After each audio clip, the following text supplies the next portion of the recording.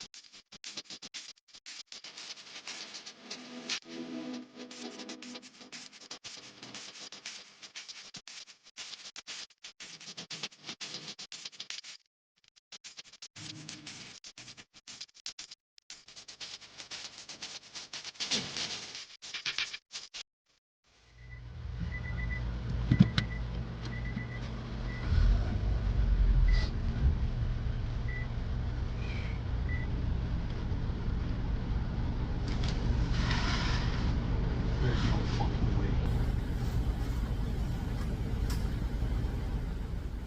Well, the new radio's in, but it won't power up.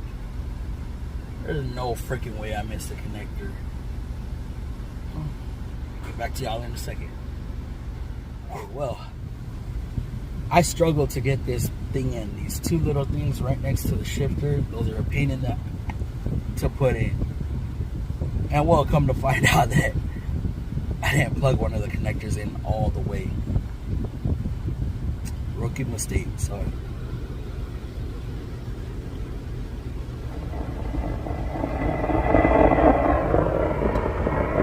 it now works and there's sound coming out of the speakers, because before, no sound whatsoever.